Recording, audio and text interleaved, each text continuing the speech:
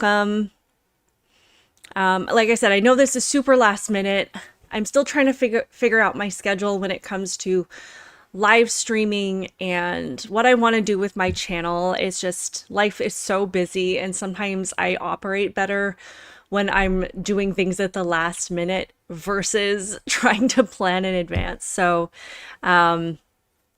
yeah, I just today I was reading through this article from Rolling Stone, and I was like, I need to talk about this article because I briefly mentioned it in another video that I did, and I really hadn't read all of it. I had read, the bits and pieces that people had talked about and the clips that people had shared. But sometimes I honestly think that we do ourselves a huge disservice, even if, it's difficult to read through these articles that are just absolutely ridiculous, because I don't know about you, but it raises my blood pressure to have to listen to this stuff. But I think sometimes, I know myself included, I do myself a disservice when I don't actually read word for word the entire thing that people are referencing. So I sat down to read this article this morning. I think what inspired me was because I was listening to a district attorney talk about the trafficking issue in Utah. And Utah, of all places, because I think a lot of us think of places like California or some of these bigger cities. I know Houston, trafficking is a big issue, and Orlando's a big issue. Utah probably isn't a state that I would think of immediately when I think of trafficking. But this sheriff slash, I can't remember if it was the sheriff or the district attorney. I think the title of the video said the district attorney, but either way, it's somebody that, within the law arena, they were talking specifically about this issue in their state. And he was talking about how this movie is waking people up and making people more aware of an issue that they may have not paid that much attention to otherwise. And they specifically referenced this movie. And then they specifically referenced this article and just pieces of it. So I think that's what inspired me to sit down and actually read through the whole thing. And it was when I was reading it that it just really almost got my blood boiling a little bit, because to me, the messaging of this article is so much worse than what I had initially thought. And it's not just about the fact that they're trying to discredit this movie and discredit Tim Ballard and discredit Jim Caviezel. And you can see the blatant attempt to do that because of their mention of QAnon. Like, if you try to tie an issue to QAnon, that automatically says right there that you are just like, your entire goal is to discredit the issue, because QAnon to me is such a small percentage of people.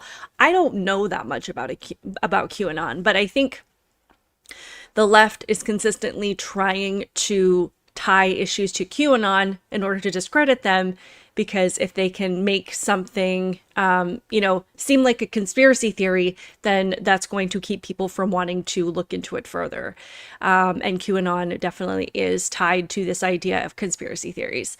But it's such a small percentage of people that it's not relevant at all. So to try and tie it to that means that all you're trying to do is just to get people to minimize this issue, to not talk about this issue, to not talk about whatever the thing is that you're trying to tie it to. So that was a little bit of a rant, but you can tell just by tying it to that alone, you can tell it's just an effort to say, like, this, this movie is trying to overblow this issue. It's trying to create a disingenuous emotional response. It's trying to get people to worry more about something than they actually need to, which is despicable, because this is children we're talking about here. And if these people really wanted to create a conversation, they would approach this movie and say, these are the aspects that I appreciated about it, but these are the realities that people need to remember when they're thinking about this issue, instead of just being like, that's a QAnon conspiracy, so it's ridiculous. But I wanted to go through this article and just talk about a few of the things that they say and actually go into more depth about it. So I'm probably going to read a good portion of it and then just kind of stop, as we're going and talk about some of the things that they say.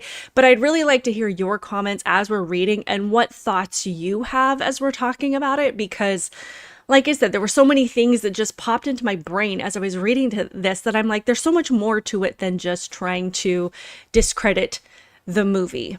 So this is by, it's an opinion piece, thankfully, but it's by E.J. Dixon, and I don't know who that person is. But so let's start out just by reading it. It says, when Sound of Freedom, the new Jim Caviezel thriller about child trafficking, just right there, I do not see Sound of Freedom as a thriller movie, because to me that associates it with movies like, what's that movie with Emily Blunt and John Krasinski? A Quiet Place. It immediately calling this a thriller movie just puts it in that same category of these other movies that really are just meant for entertainment and just, part of a genre of movies. And it to me, even just calling it that is minimizing it, because I don't see this movie as a thriller. I don't see this as like an action movie or a drama or anything like that. To me, this is based on, real life events. This is based on the actual experiences of someone who has gone into the belly of the beast of child trafficking and trying to get people to be aware of it and to be as authentic in the movie sphere as possible. So anyway, hi, Michael. Hi, Shane. So again, if you guys, let me know your thoughts that you, a light giver, thank you. A thriller is fiction. Sound of Freedom is real. Thank you. That is perfectly said. So I would love to hear your thoughts as we're going through this article. I promise not to stop that often, but okay. So the new Jim Caviezel thriller about child trafficking was released in theaters last week. It garnered mixed reviews, to say the least. The movie, with its central narrative about a former Homeland Security agent, Caviezel, embarking on a high-stakes mission to rescue children from a Colombian trafficking ring, has drawn criticism for its self-serious tone, its star's promotion of conspiracy theories, and its dubious source material. Caviezel plays a fictionalized version of Tim Ballard, the founder of the anti-trafficking organization Operation Underground Railroad, which has been accused of embellishing some of its more extreme claims, which they have denied. Okay, so they've been accused of embellishing what? It says, such criticism hasn't stopped people from flocking to the theaters. To date, Sound of Freedom has grossed $40 million at the box office, with many of its defenders framing it as yet another lightning rod in the culture wars and accusing mainstream theaters of suppressing the film. The CEO of AMC, for his part, has denied this, calling such rumors really bizarre. Yet one demographic has expressed concern about the film's tremendous popularity: the anti-trafficking experts who Sound of Freedom is ostensibly about.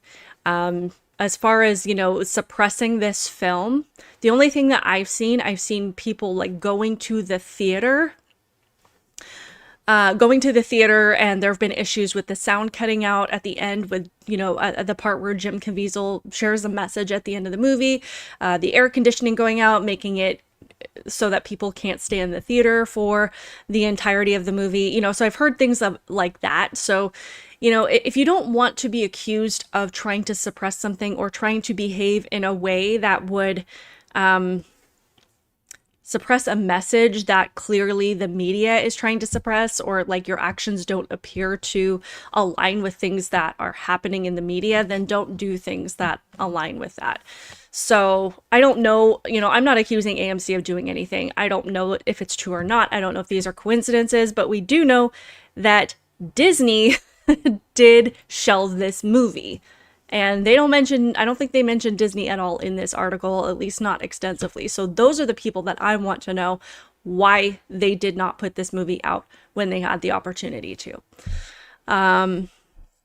Light Giver says AMC theaters still sabotaging this movie. Like I said, I've seen numerous incidents of this happening, and I think it's worth questioning. So if you don't want to be questioned on something, don't do questionable things. So it goes on to say, I've literally been on 4 different group texts about the damn movie, says Aaron Albright, an attorney an attorney who has worked in the anti-trafficking space for 15 years, including as a former fellow for the Department of Justice Anti-Trafficking Task Force. Albright says Sound of Freedom is grounded in this sensational perspective of what child trafficking would be, rather than reflecting its grim reality. A representative for Angel Studios, which distributed Sound of Freedom, did not respond to a request for comment about questions regarding its accuracy. However, in a blog post on its website, it acknowledges altering some of Ballard's biographical details and that the film took creative liberties in depicting the different methods of child trafficking. So this Aaron Albright attorney apparently has been in the anti-trafficking space for 15 years. And I don't think that there's anything sensational about this movie. Yes, they focus on specifically what Tim Ballard has done, which has been work in trafficking rings overseas, in Haiti, in Colombia, in South Africa, and all of these other places. But Tim also worked for 10 years on the United States-Mexico border for Homeland Security before he did work in Operation Underground Railroad. So I don't understand what the sensational perspective would be. And if you are somebody that has been in the trafficking space for 15 years, you would jump in and say, I understand what Tim is doing, but these are the realities that we have to understand about, what it looks like in real life, or at least what it would look like to most people, because clearly not a lot of us are going to be in Haiti or Colombia. And we understand that, those are scenarios that most of us are likely not going to come across. So it's just kind of bizarre to paint it as this sensational perspective rather than reflecting its grim reality, because to me, it reflects a very grim reality of what child trafficking is. Actually, if it were to be accurate about these things, it probably wouldn't be able to be in the theaters at all. So I think it does it as well as it can without being 100% censored from being able to be shown. So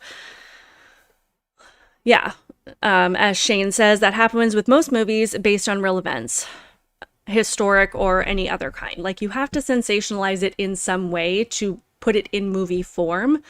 But if you know anything about Tim Ballard and Jim Caviezel, you know that they wanted this to be as real as they possibly could while still being in this space of making a movie. So this isn't a documentary. This is a movie. It goes on to say, understanding the complexities of this crisis and educating oneself about the reality of child trafficking empowers individuals to make a difference. The post reads, including a link to anti-trafficking resources like the National Center for Missing and Exploited Children. As the post notes, child trafficking is a very real and extremely serious problem, in part because it is so difficult to track. Reliable statistics are hard to come by due to the underreported nature of the phenomenon, but the U.S. State Department has reported that 600,000 to 800,000 people are trafficked across international borders per year, with about 50% of these cases being children. Yet from the movie's opening montage, which shows surveillance footage of children being snatched by strangers off the streets, Sound of Freedom offers a false perception of how the majority of child trafficking actually takes place, according to Albright. And again, I don't think that this movie is trying to mislead people about the reality of child trafficking. I think it's opening up a very real conversation so that people can look into what it looks like for most people. Hi, Samantha, and you Samantha Knights. Thank you. I love that. I think, what this movie is meant to do is to start a conversation. And what articles like this do is insult our intelligence. Like, we're not going to be able to look into this and understand that child trafficking takes on many different forms. Like I said, this isn't just about child trafficking rings in Haiti or in Colombia or, in Ukraine, as Tim Ballard has recently talked a lot about. It's not, just a one, it doesn't take on one form. But what this movie is doing is inspiring people to look into this issue and recognize what this means, because this is the fastest growing criminal enterprise in the world.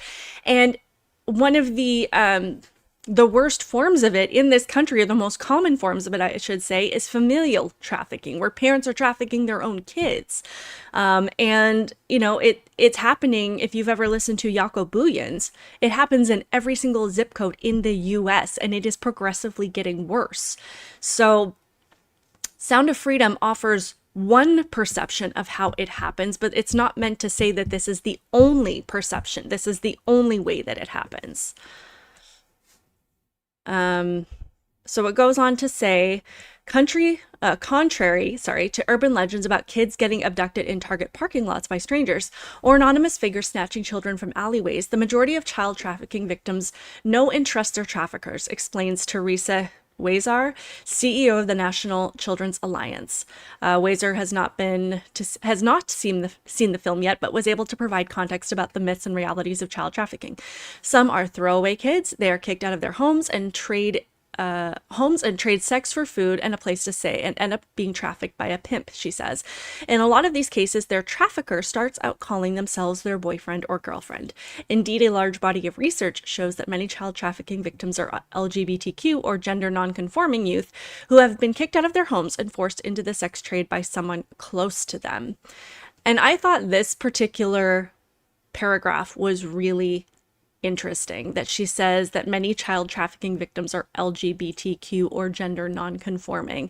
To me, that is a direct attack on people that are not following gender ideology. It was just one more jab to say that because we're not accepting this ideology, we're driving kids into this industry.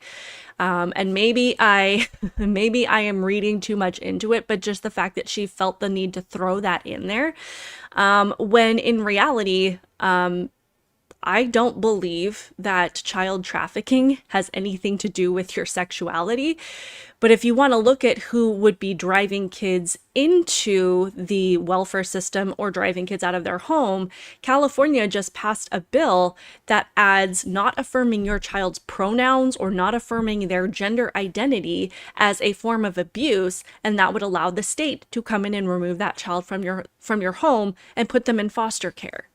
So they're actively passing legislation that makes it easier for the state to come in and take your child from you and put them in this situation, whether or not they're LGBTQ or not. So they're going to school, they're getting convinced that they have a mental health condition that they don't have, which is gender dysphoria, and then they're going home and saying, hey, this is what I'm learning in school. I think that my pronouns are they, them. And their parents are like, those are not your pronouns. And if the school gets wind of it, then the school can report that and say, your kid can be removed from your home. Like it's this whole thing where everything that they're doing is shoving kids into this industry. So Samantha, you're talking about normal people, or as they would call us, cis, usually in a derogatory connotation. Yeah, cis is actually a slur, and it actually was coined by another child predator named Volkmar Saigush. And I actually have an entire video planned on the origins of that term, but it's a slur. It is not a good thing, but anyway, so, it's just interesting that they're like, the victims are LGBTQ and they're kicked out of their homes, basically with this underlying message saying that, we're the ones, because we're not affirming these kids in this identity that they were taught in school, that we're the ones pushing them into this industry. It goes on to say, while Sound of Freedom most exclusively focuses on very young children, the majority of child trafficking victims are adolescents or teenagers, says Wazar.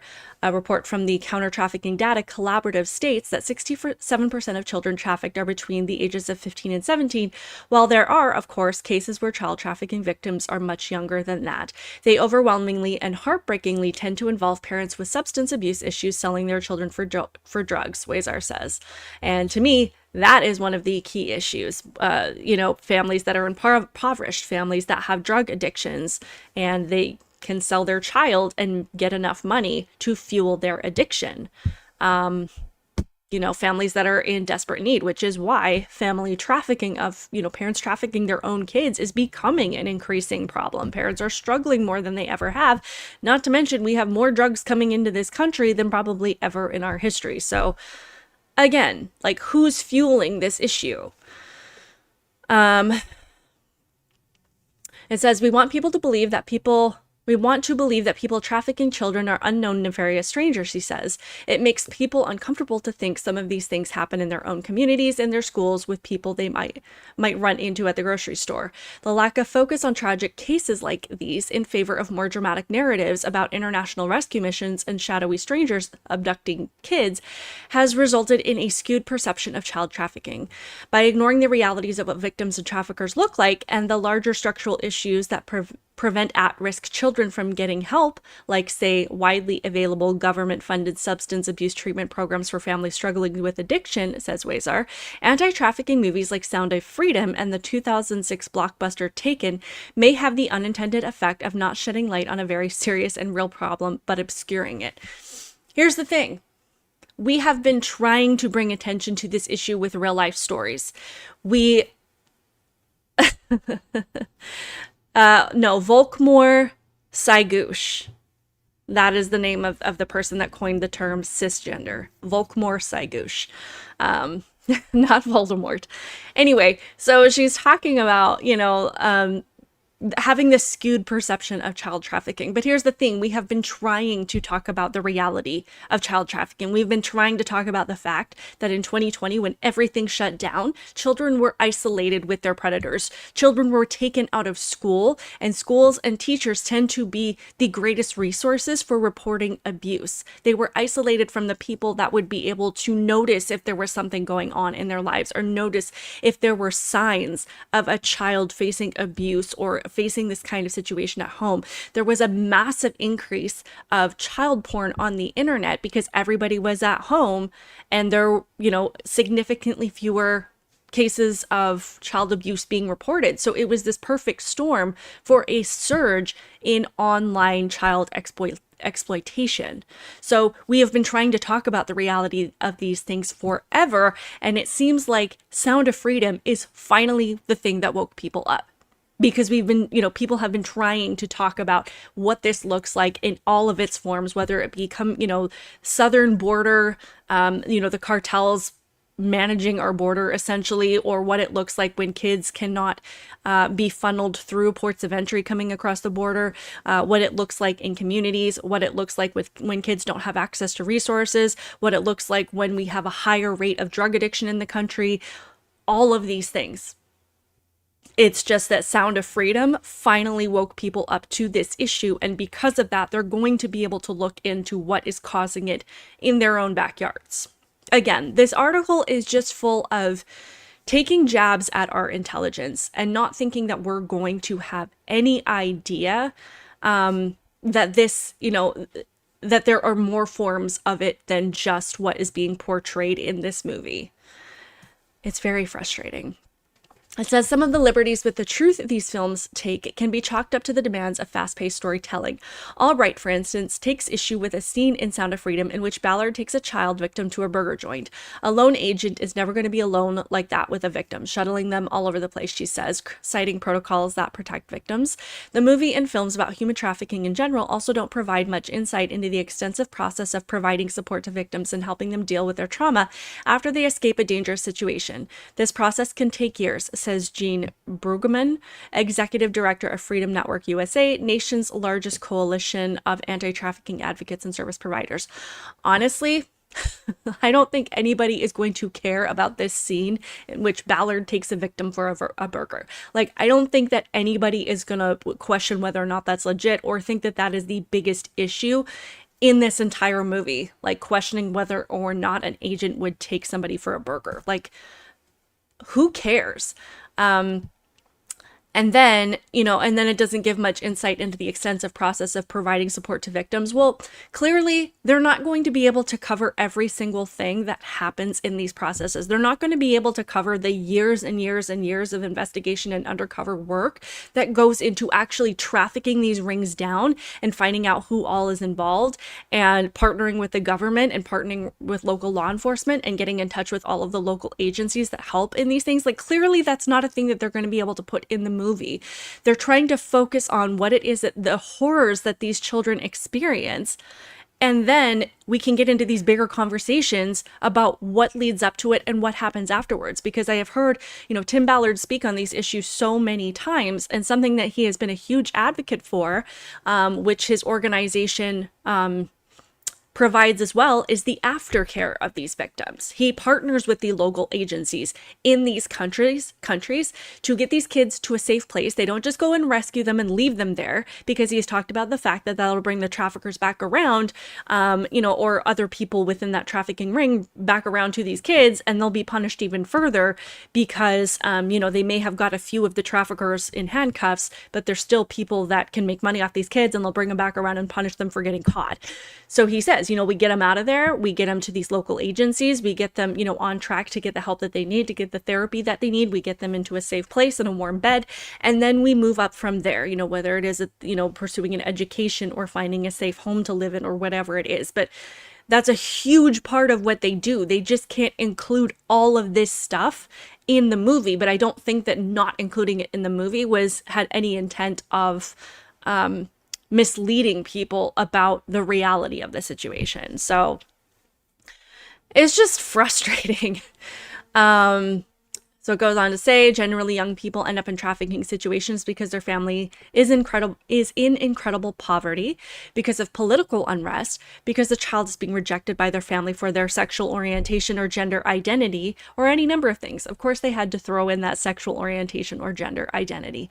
Again, to me, they just keep taking these very biased little jabs at, people that are questioning gender ideology, or questioning the motives behind it, or questioning whether or not it's authentic, or these are natural organic developments in children, and saying if you don't affirm your child's pronouns, the things that we're teaching them in school, then this is where they could end up. They could end up being trafficked. So it's ridiculous.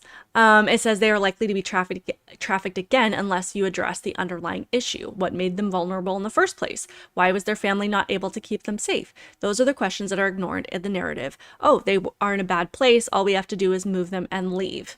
Yeah, nobody's moving them and leaving. And we are questioning what is making them vulnerable in the first place. We're the ones asking them, why are these kids being removed from their home? Why are they being made to feel unsafe? Because a lot of this is coming from a narrative in their school where these kids are being taught that their parents aren't safe.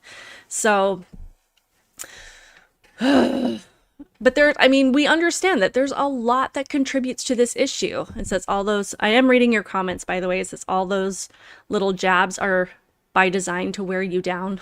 It's having the opposite effect. It's making me more frustrated and making me want to talk about this more, because it's insane. This is not a political issue. This is a human issue. And anybody trying to take these little jabs and turn this into something, I know that I keep taking jabs at the left. I'm just pointing to their policies and the fact that what they're doing, and I'm not saying the right is perfect. I'm not saying Republicans are perfect by any stretch of the imagination, but we clearly have people that are trying to bring attention to this issue. And then when we do, people that are trying to discredit it, and you can point to specific things that they're doing that are exacerbating the issue. But it's this idea that they're trying to say that you only care about it if you're on one side of the political aisle, and make you not care about it by painting it as a conspiracy theory if you're on the other side of the political aisle. And that's what drives me insane. It says some of the larger inaccuracies in such films are also harmful in that they perpetuate false ideas about trafficking that can have material consequences for victims. What they are learning is so divorced from reality that it does sling back to create harm. It creates harm when certain policies aren't passed because we think trafficking looks one way and it's another way. It creates harm when victims don't recognize themselves in these narratives. I think what Attorney Albright is saying there, she wants to see somebody experiencing a gender identity crisis, and that's the way that they're going to recognize themselves in these narratives. Indeed, it goes on to say, many child trafficking survivors do not come forward of their own volition. Their cases only draw attention when they present at emergency departments for different reasons, say for access to food or shelter, or for treatment for sexually transmitted infection.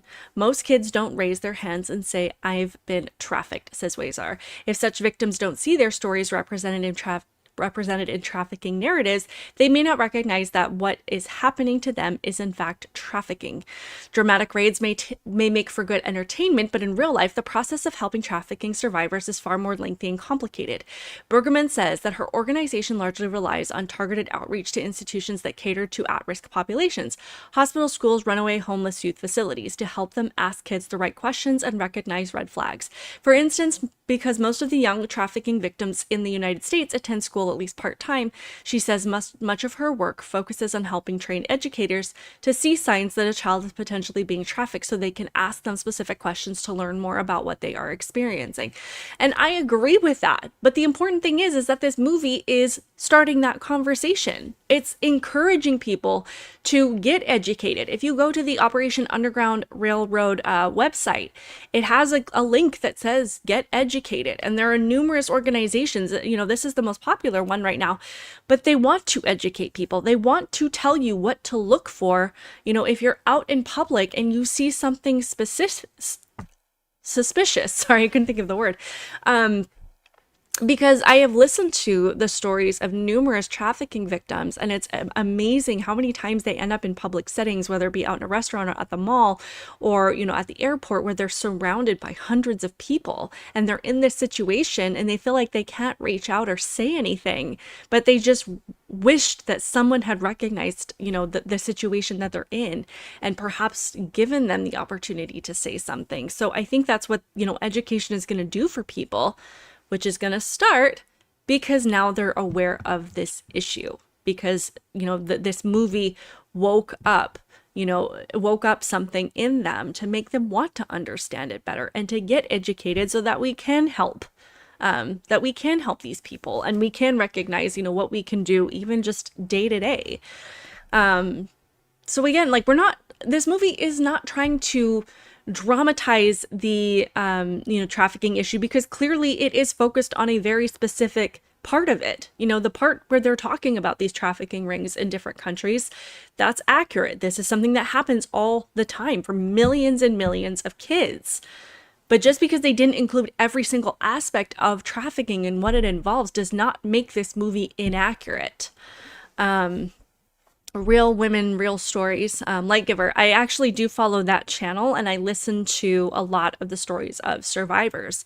And I think because of the conversation that this movie is inspiring in people are going to listen to the stories of survivors, and they're going to see themselves, or survivors or people that are perhaps in these situations are going to to listen and to see themselves in those survivors, and they're going to know how to speak out. So I think that it's the overall conversation that we're seeing started. That's the most important thing.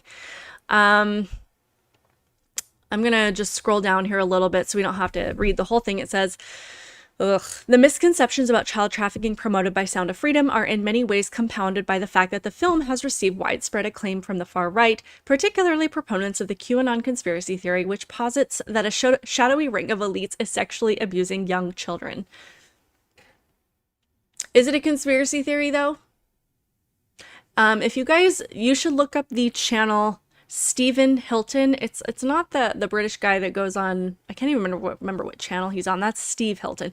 Stephen Hilton, Stephen Hilton. He has just started posting some very interesting videos about the inner workings of Hollywood and some of the things that he has witnessed. So take it or leave it, but you might want to listen to him. But he has also been outspoken about being very nervous for his own safety because of the things that he is sharing. Yeah, the movie was made before QAnon existed, so which is completely insane. But more importantly, who cares if QAnon is sharing this? If some of the far left people are sharing this, who cares? The most important thing is that everybody across all political ideologies see this movie and start this conversation. People that are far left should be watching it. People that are far right should be watching it. Democrats, independents, libertarians, conservatives, everybody should be watching this movie. It doesn't matter. To me, I don't care if QAnon is sharing this movie and talking about it. That doesn't make this a QAnon movie. And I've seen people across all political ideologies talking about this movie.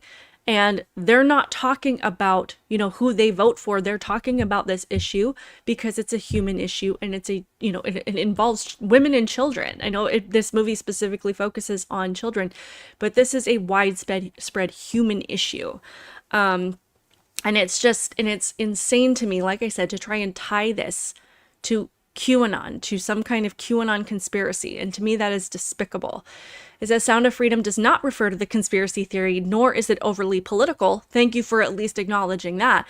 Though Ballard has legitimized a QAnon adjacent conspiracy theory centering around the furniture company Wayfair, and star Caviezel has espoused some of QAnon's more extreme aspects, such as the belief that elites are harvesting adrenochrome from the blood of children, If Tim Ballard says that there is something legitimate behind the Wayfair story, then perhaps there's something there, because I have far more trust in what Tim Ballard says is happening out there, because of his in-depth knowledge of this, I don't know how to say, industry, of this issue. And so, I would be nervous if Tim Ballard specifically calls out your business, because if he does, he is not trying to, I just realized my camera's really fuzzy. Sorry, guys. He is not trying to,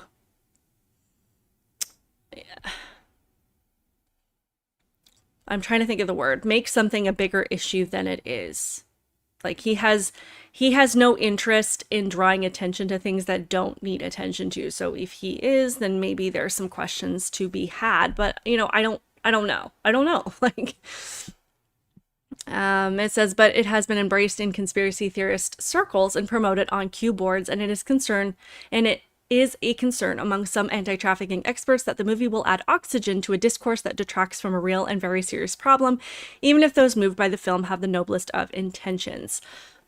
The last paragraph says, contrary to the claims made by some defenders of Sound of Freedom, no one is denying the existence of child trafficking or its horrors. Those who have devoted their lives to protecting children and fighting those seeking to exploit them know firsthand that child trafficking is not only real, but that the reality may be even more horrific than what is depicted on screen in big-budget thrillers. Their hope is that viewers of Sound of Freedom who are moved by the film connect with legitimate organizations to learn the truth about what child trafficking looks like and how they can help. You don't have to manufacture conspiracy theories about child sex abuse, says Wazar. There are plenty of facts at hand that don't involve spreading horrible rumors about Wayfair or pizza restaurants. I agree. Not about the Wayfair or pizza restaurants, but I hope that it does encourage people to go and have legitimate conversations and to connect with legitimate organizations that can help them understand how to fight this. Because, as I was watching an interview between Lila Rose and Eduardo, I can't say his last name. Where is he? This guy, Eduardo Vera. I can't say his last name. I'm so sorry. But he is I believe, the producer of this. Yes, he's the producer of Sound of Freedom. And, both he and Tim Ballard and Jim Caviezel and all of, numerous organizations have said this is a global issue. This is a global issue. And the organization Operation Underground Railroad, they have rescued about 7,000 children at this point. But even in this interview, Eduardo said when he first met Tim Ballard, he called Tim Ballard a hero, and Tim Ballard was like, I'm not a hero. Like, yes, we've saved thousands of children, but this is something that millions of children are involved in, are enslaved in at this point. And so they need this to be something that as many people all over the world who see this issue want to get involved in some way or another and get educated about and help stop, because they can't do it. This organization can't stop this on a global scale, no matter how many operations they run, no matter how many speeches they give, no matter how many seminars they attend. Verastegi. That's awesome. That sounds about right. That's how you say his last name. But he's talked about how this, there's millions of kids that are involved in this. And I think what this movie is doing is inspiring people to talk about this issue and to get educated on it. And to me, that is the most important thing. In this interview, I was going to play a little bit of it, but it's interesting because both he and Tim and numerous other people have said that the number one consumer of child porn and child, online exploitation and all of these things is the US. The number one country that consumes child porn is the United States of America. The number one provider is Mexico. So you have to think about what is happening in the US right now, what's happening at our border, and the fact that there has been this outright effort to ignore what is happening at the border. Because this is not just about, everyone's like, but Trump or but previous administrations. Like, we know that the border has been an issue for every administration for decades. Like, that's not the problem. But, I was watching Tim Ballard do he spoke in front of Congress several years ago. I think he's probably done it a few times, but he specifically talked about, and this was when Trump was in office, he talked about the efficacy of a border wall and why it was needed. And he talked specifically about kids that, he has helped rescue, one that was not funneled through the ports of entry, where their trafficker was not forced through, an area where there were law enforcement, and she was trafficked into the country, and she was sexually assaulted thousands of times because she was held as a, sexual captive in the US for years. And then there was a little boy that was, their trafficker did have to take the chance of taking them through a port of entry, and they were caught, and he was not trafficked into the country. And this little girl, when she was finally rescued, asked, where was the wall for me? Why was there no wall to stop my trafficker? So that she didn't have to endure being sexually assaulted thousands of times, essentially. So Tim Ballard, he went and he talked about how this is something that we need at the border because it's going to force these traffickers and funnel them through areas where there are law enforcement. And that is going to stop a massive number of people that are trying to bring these kids here. And then when you see an administration who has actively stopped the building of the border wall, who has vilified the border agents, who has, refused to even visit the border. And when he did, he pretended that everything was clean and tidy and everything was good. Then there are legitimate questions to ask. And so when he says, the U.S. is the number one consumer and Mexico is the number one provider, it's despicable when we hear about the lack of effort to stop this from happening at the border when we have the resources to do it. So that makes me really angry. And again, a border wall should not be a political issue. Having a secure border is not a political issue.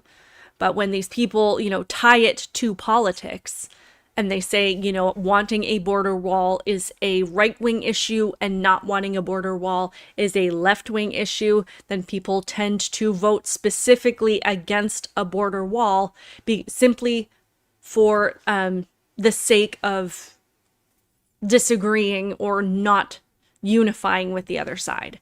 So that's why it's important to make sure that these are not political issues and that we recognize them as the issues that they are, which is just a human issue, which is something that we can all unify on and have conversations about.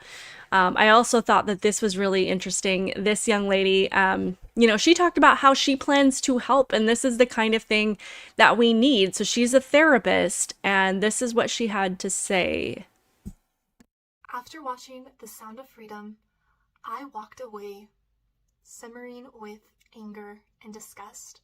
The movie itself was very well done, and I highly encourage you to go and watch it. People have bought tickets for others to be able to watch it for free. And it is so important to spread the word and the awareness of the child sex trafficking going on in our country and in the world. However, that was not enough for me. I do not want to stand by and pretend that this doesn't exist. I want to do something more to help. Now, I can't quit my job and go and rescue kids out of the country. That's not my skill set. However, as a intern therapist, something that I've considered is when I'm licensed and when I have the capacity, I want to offer free therapy sessions, whether it's to the kids themselves or to those who go and rescue them, because they see some very dark parts of humanity and need some help with processing. I think that we all can make a bigger impact by giving of whatever we can, whether it's money or time or services to the kids or to those who go and rescue the kids. We can all come together, do our part, and make a difference. Sorry. So I just wanted to share that real quick because, you know, there's so many people that, they think that people are going to go out and start acting erratically or irresponsibly, or we're all going to try to be vigilantes. But this is about people, helping where they can in the capacity that they're able to. And this gal, she's like, clearly I can't, go on a rescue mission in Haiti. Like, that's not something that's even feasible, but she's looking at what she's capable of doing, what her skill set is, and she's like, I can offer free therapy sessions. These kids are going to need help, or to the people that do go on these missions. Like, that's something that I personally can contribute. And I think that's the most important thing. I also thought it was really interesting. I came across this gal who did a review on the movie, and she had this incident that actually happened right after her and her mom went to the mall to get some food, and this happened. And I think that this is also really significant. Yesterday I posted that I went to go see the movie Sound of Freedom, and it was an amazing movie. I recommend everybody go watch that. It really, really opens your eyes about what really goes on behind the scenes, and something that is so prevalent here in the US. But definitely recommend you go see it. But today something happened that I really just did not expect at all, and it relates to this movie. Today I went to the mall to go pick up something to eat. Me and my mom, we went over there really quick to do some shopping, and we went to Auntie Anne's, and my mom already got out of the line. She already paid, and I stayed back to grab some napkins and some straws and things like that. And as I grabbed it and I was walking, there was a man that was behind the line, and he was taking out his phone to take a picture, and I noticed he had his flash on, and it was pointed towards this bench where these two young girls were at. And I noticed that his flash was on, so I stood right in front of the camera, and I was like, you know what, I don't know if he's ignoring me or seeing me. So I decided to go behind him, and he looked towards my mom. He's like, oh no, it's my daughter. So he sticks out his phone again and starts taking a picture of this young girl. The girl was with her friend, and she was laying her head down on her friend's lap, and her behind was sticking out, so her face was towards the seat or the bench, and so her whole behind was out, and she was in a short black skirt. And this girl, I would say she's in between the ages of probably 13, 15. She looked super young, and he kept saying oh, that's my daughter. So I was like, okay, I'm not going to say anything yet because I don't know what the situation is. So I go up to these young girls. The guy walks away. I go up to the young girl, and I'm like, hey, is that guy right there? Really, I try to make it not as big of a deal. Like I was saying, I didn't want to make a big deal of it because, this girl might be scared. I don't know what it is, but I'm like, hey, is that guy your dad? And she's like, no, why? I'm like, he just took a couple pictures of you while you were laying down. And she looked at me in the face of shock. She's like, oh my gosh, really? She looks at her friend. She looks back at me. And I'm like, yeah, I wanted to just tell you because he was taking pictures of you, and I really wanted to let you know and make sure and see if that guy is your dad or not. And she was like, oh my gosh, thank you for telling me. Can I hug you? I'm like, yes, of course. And I told her, I was like, hey, if you see him around, please tell somebody. Just be aware, be alert that he's in the mall and potentially doing this to somebody else or to you. And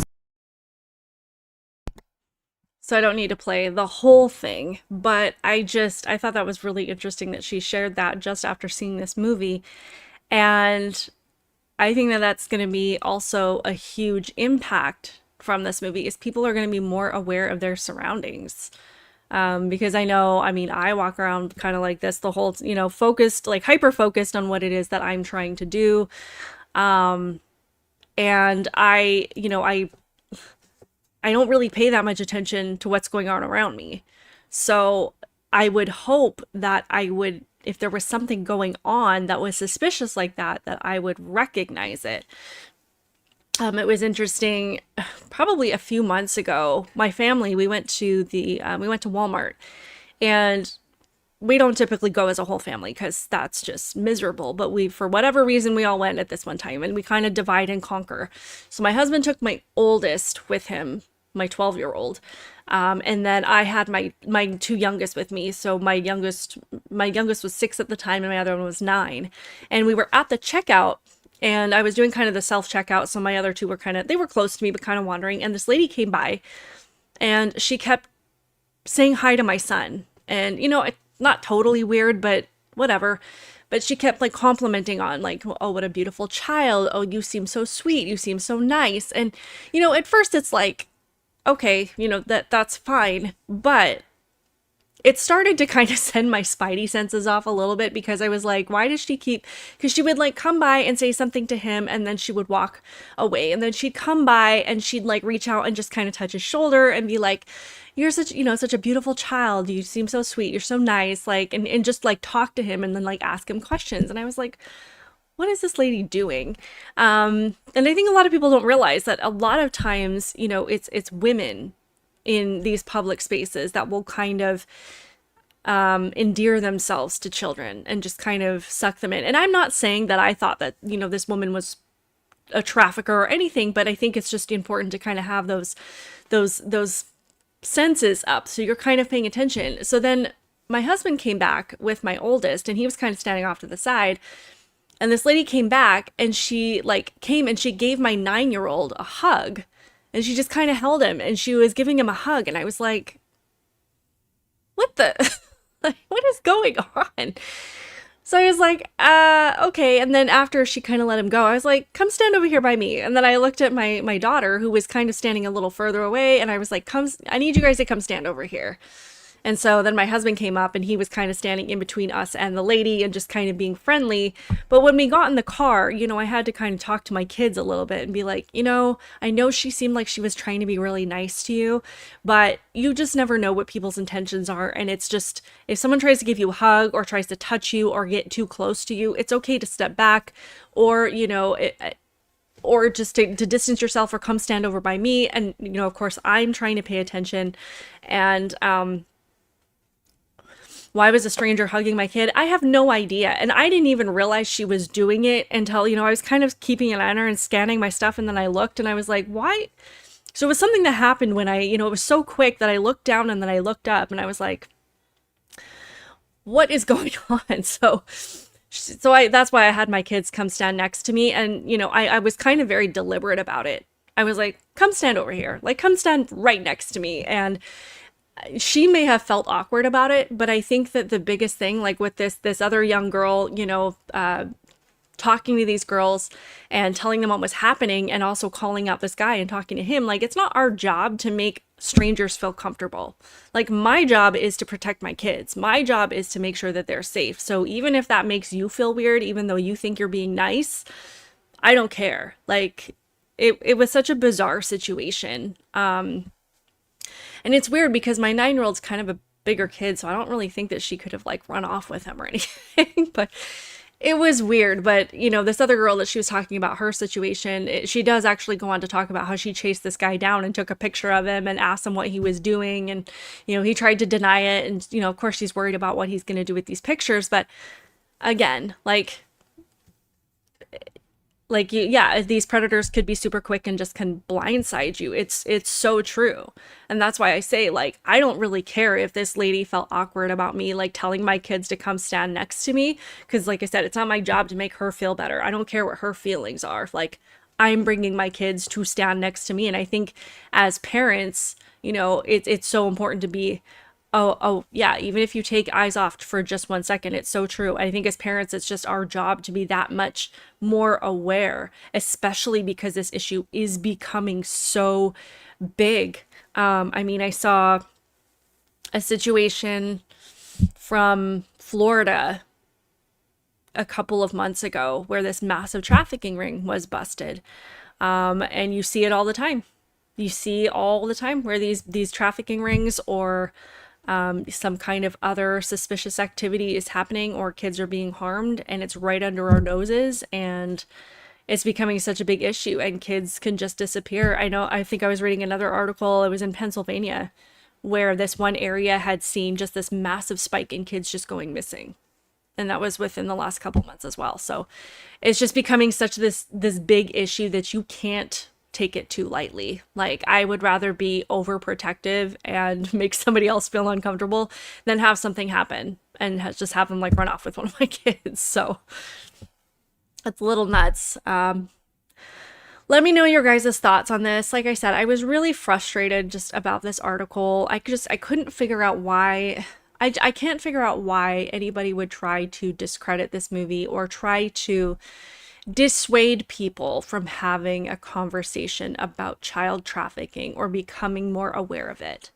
Or trying to discredit this movie by calling it just another form of entertainment or a thriller or dramatization. Because to me, this should be something, that all of us should be saying, it is so good that more people are talking about this. And, I also thought it was really interesting, because Disney did shelve this movie, that it's been, ready to be released for 5 years. And, if you think about what the climate was 5 years ago, like, we had a lot of things that were happening, at least at the southern border, to try and mitigate this issue in some way.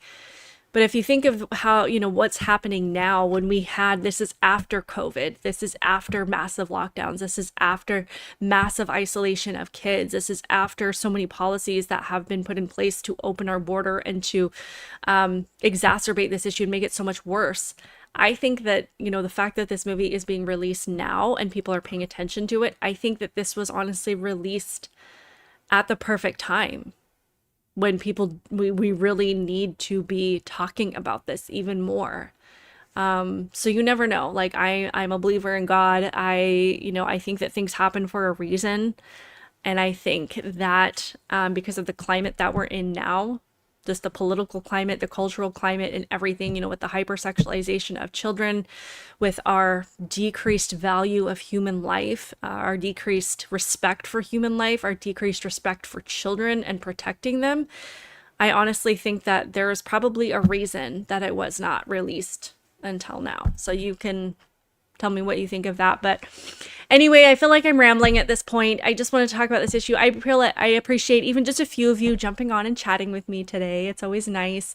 I will try to have more of a schedule for when I go live. I feel like my life is just so chaotic. Sometimes it's just easy to plan a few hours in advance rather than a few days in advance. But I will do what I can. But thank you so much for joining me, and I will see you guys next time.